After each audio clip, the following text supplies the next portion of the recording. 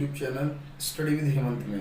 दोस्तों मैं डेली आपको वोकैबुलरी करवाऊंगा, डेली सिनोनियम, डेली के daily antonym, daily one word और डेली इडियम फ्रेज में आपको करवाऊंगा। इसीलिए तो मैंने आपको बोला था आपको कहीं से किसी भी किताब से कुछ पढ़ने की जरूरत नहीं है। अगर आप हाँ और ज़्यादा आपका समय है, आप और ज़्यादा पढ़ पा रहे हो तो वेरी गुड, बहुत अच्छा बात, बहुत अच्छी बात है। लेकिन अगर आपके पास में समय नहीं है तो इतना ही मैं करा दूंगा, सफिशिएंट करा दूंगा, इतना तो मैं करा दूंगा कि हाँ एग्जाम में आपको कोई प्रॉब्लम नहीं होने वाली। ठीक है दोस्तों, तो फटाफट से चलिए हेडिंग डालिए। सबसे पहले सिनोनियम हम समझेंगे, सिनोनियम पढ़ेंगे। ठीक है, सिनोनियम। ठीक है दोस्तों, सिनोनियम्स। चलिए दोस्तों, ये सिनोनियम्स, ठीक है, ये सिनोनियम्स हैं जो एसएससी सीपीओ एग्जाम में आ चुके हैं। ठीक है, एसएससी सीपीओ एग्जाम में सारे के सारे सिनोनियम्स और एंटोनियम्स हैं, आ चुके हैं। फैसिनेटिंग, सबसे पहले हम शुरुआत करते हैं अपने पहले वर्ड से, फैसिनेटिंग। दोस्तों विद स्पेलिंग, बेसिक सिनोनियम है लेकिन आपको स्पेलिंग में भी पूछ ले जाते हैं। ठीक है, तो इसलिए ऐसे ना समझो सिनोनियम है तो बस सिनोनियम की तरह पढ़ लिया, स्पेलिंग अगर हम अलग से पढ़ेंगे बाद में, नहीं। ठीक है, फैसिनेटिंग, फैसिनेटिंग का मतलब आकर्षक, तो वो एक एडजेक्टिव, इसका भी ध्यान रखना। फैसिनेटिंग एडजेक्टिव की तरह काम करता है जिसका मतलब होता है आकर्षक, मजेदार, इंटरेस्टिंग। मतलब कोई भी ऐसी चीज जिसमें आपको इंटरेस्ट लगे, इंटरेस्ट आए, जो आपके लिए इंटरेस्टिंग हो, जिसकी तरफ आप खींचे चले जाओ, ठीक है, उसको बोलते हैं फैसिनेटिंग। अच्छा, अपीलिंग, दोस्तों अपीलिंग एडजेक्टिव की तरह काम करता है, इसका मतलब भी सेम ही होता है, आकर्षक, मजेदार, इंटरेस्टिंग। इसका मतलब ये एक दूसरे के सिनोनियम हो गए। ठीक है, ये एक दूसरे के सिनोनियम हो गए। एग्जाम में आ भी चुके हैं, फैसिनेटिंग दिया था और 4 ऑप्शन था, उसमें से एक अपीलिंग था, वही सही आंसर था। ठीक है, एडिक्वेट, एडिक्वेट भी एक एडजेक्टिव की तरह काम करता है जिसका मतलब होता है पर्याप्त, यानी कि सफिशिएंट। तो ये भी एक दूसरे के सिनोनियम हो गए। ठीक है, इनेप्ट, दोस्तों अगर मैं बात करूं इनेप्ट की, देखो इनेप्ट का मतलब होता है अकुशल, अयोग्य, जो व्यक्ति को नॉलेज ना हो, कुशल ना हो किसी भी चीज में, किसी काम में। ठीक है, एडजेक्टिव की तरह ये काम करता है। इसका अपोजिट होता है एप्ट, कुशल। अच्छा, मीगर, मीगर भी एक एडजेक्टिव की तरह काम करता है जिसका मतलब होता है थोड़ा, कम, जो सफिशिएंट ना हो। ठीक है, कॉन्टेमिनेट, कंटेमिनेट एक वर्ब की तरह काम करता है जिसका मतलब होता है पोल्यूट करना, दूषित करना, जैसे वाटर वगैरह किसी भी चीज को हम जो है दूषित कर देते हैं। सैंक्टिफाई, दोस्तों सैंक्टिफाई एक वर्ब की तरह काम करता है, इसका मतलब होता है किसी भी चीज को पवित्र कर देना, शुद्ध कर देना, प्योरीफाई कर देना, क्लींस कर देना। तो प्योरीफाई और क्लींस इसके सिनोनिम हो जाएंगे और कॉन्टेमिनेट का पोल्यूट सिनोनिम है। ठीक है दोस्तों, अब बात करते हैं एंटोनिम्स के बारे में। इंटेंशनल, इंटेंशनल एडजेक्टिव की तरह काम करता है जिसका मतलब होता है जानबूझकर, जब कोई काम आप जानबूझकर करते हैं, अनजाने में नहीं, जानबूझकर, सोच समझकर, तो उसको बोलते हैं इंटेंशनल। ठीक है, तो एक्सीडेंटल होता है, ये भी एक एडजेक्टिव की तरह काम करता है, इसका मतलब होता है अचानक, मतलब जानबूझकर नहीं, अचानक से।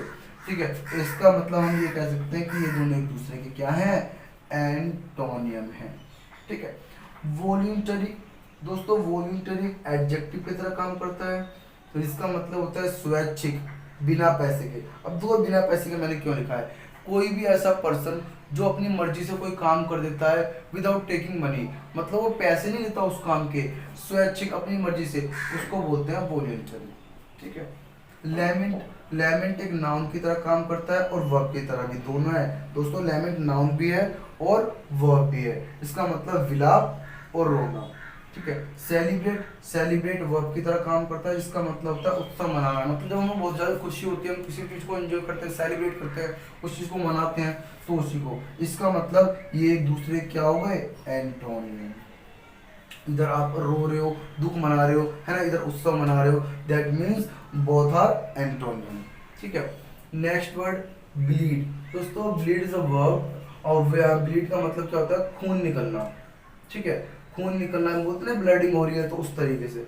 अपील, अपील एक वर्ब की तरह काम करता है जिसका मतलब होता है निवेदन करना, रिक्वेस्ट करना किसी से। बिमोन, बिमोन एक वर्ब की तरह काम करता है जिसका मतलब होता है रोना।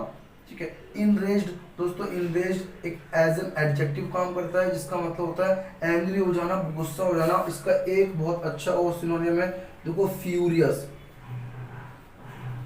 ठीक है, आपने मूवी देखी होगी फास्ट एंड फ्यूरियस, तो उसमें कितना ज़्यादा गुस्सा दिखाया है गाड़ियों के बारे में, ठीक है, जो बेसिकली बहुत ज़्यादा मतलब तोड़ फोड़ दिखाई है।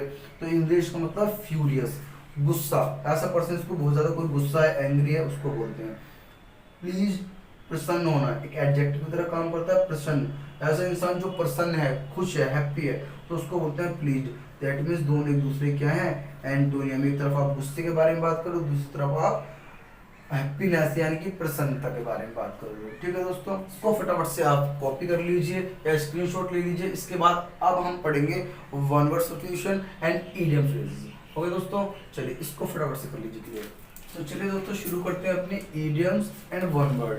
तो इडियम में सबसे पहले हम पढ़ेंगे विद ओपन आर्म्स। तो विद ओपन आर्म्स का मतलब होता है वार्मली, यानी कि गर्म जोशी से, खुले दिल से।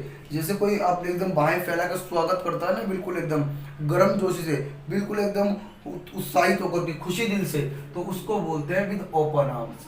ठीक है। टेक हार्ट, टेक हार्ट का मतलब होता है प्रोत्साहित होना, यानी कि गैदर्ड करेज, यानी कि साहस बटोरना। जैसे मान लो कोई व्यक्ति है, ठीक है, वो बिल्कुल भी उसने कुछ मतलब कुछ भी उसने ऐसी चीजें देखी जो दोस्तों जो अनप्लीजेंट है, लेकिन फिर भी वो डिस्करेज नहीं हुआ, प्रोत्साहित, अपने आप को मजबूत बनाया, उसको बोलते हैं take heart. Look for a needle in a haystack. दोस्तों देखो, हेस्टैक का मतलब होता है जो सूखी घास का ढेर। अब आप इसको समझो, देखो मैं याद करने का तरीका भी आपको बता रहा हूँ। हेस्टैक सूखी घास का ढेर, उसमें एक नीडल यानी कि सुई है, वो आप ढूंढ रहे हो। तो जब आप घास के ढेर में सुई ढूंढोगे तो इम्पॉसिबल सा है ना, बिल्कुल वही मतलब है इसका। डूइंग समथिंग इम्पॉसिबल, मतलब कोई काम ऐसा करना जो कि इम्पॉसिबल है, उस काम को करना, यानी कि वो सूखी घास के ढेर में सुई ढूंढने के जैसा है। Of and often, of and on, of and on का मतलब होता है कभी कभी, यानी कि पीरियडिकली और ओकेजनली। ठीक है दोस्तों, इनकी स्पेलिंग भी आ चुकी है ओकेजनली की।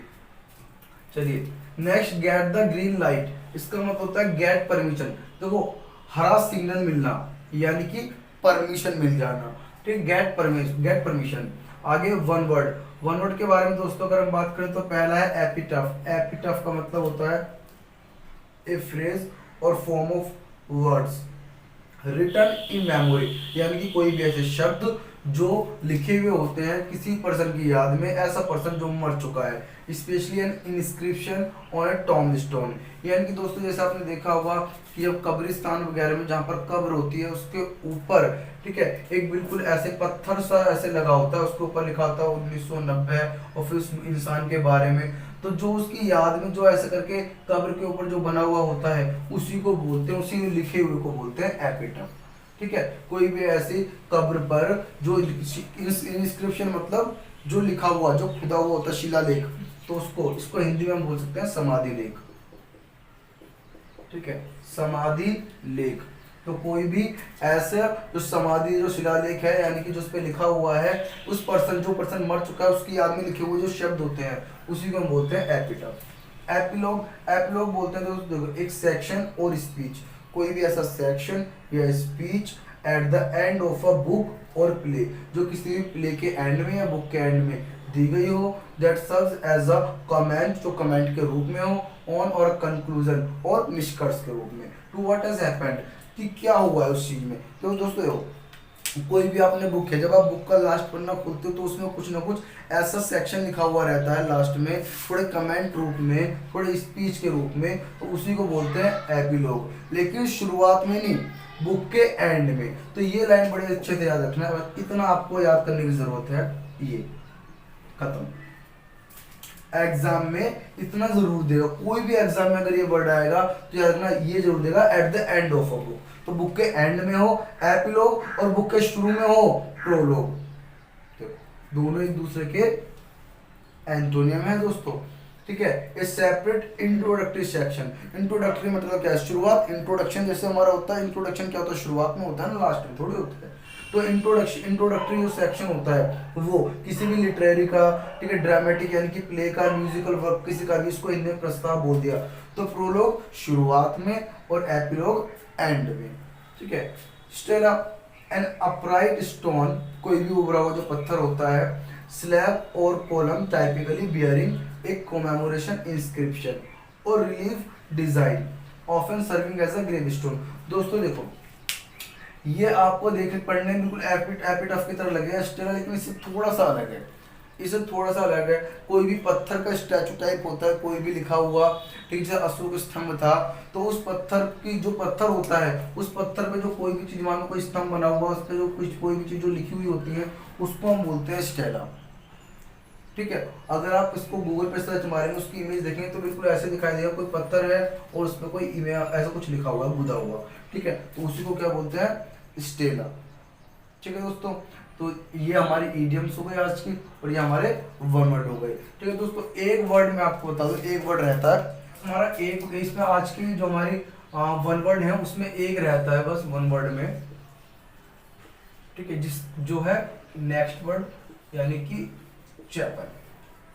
दोस्तों चैपल को किसको बोलते हैं, देखो ये एक्चुअली ना एक छोटा सा, कोई भी एक छोटा रूम हो, छोटी जगह हो, ठीक है, उसको बोलते हैं, यानी कि small room that is used to